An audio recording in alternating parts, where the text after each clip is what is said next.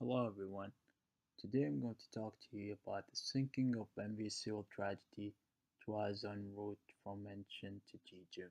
The Japanese-built South Korean ferry sank while carrying 476 people, mostly secondary school students. The ferry capsized on April 16, 2014, which was ultimately caused by a sharp turn. 304 passengers died in this disaster. Here are some of the technical issues that led to this tragedy. Besides that, the ship was very old and used as a cargo transportation in Japan before it was sold to Chonghae Company. The ship was also modified to increase its passenger capacity without meeting the safety standards or having a legal design.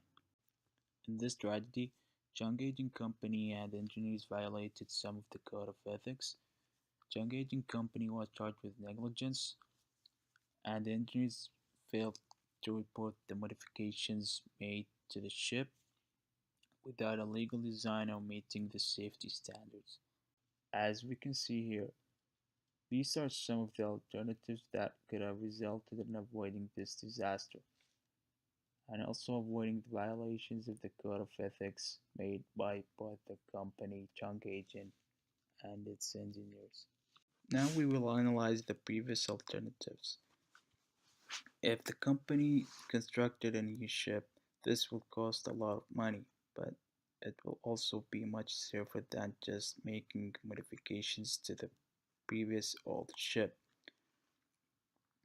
The company could also train its crew, and this will cost money, but it will also have a better effect than constructing a new ship.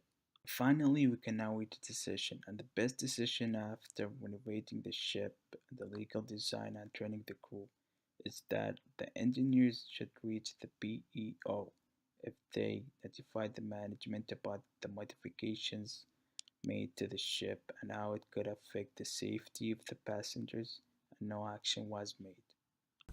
For the case of the sinking of the MV Sewol, the most suitable legal issue is tort law.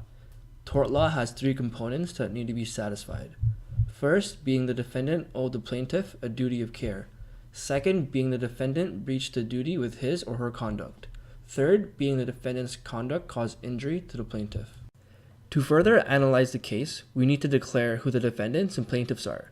The defendants are Chung Haijin Marine Company Limited, which is the shipping company that operated the ferry, Lee Jun-suk, the captain of the MV Sewol, Helsman Cho, the chief engineer, and 13 other crew members. The plaintiffs are the survivors of the incident and the families of the deceased. So, how does this case satisfy tort law?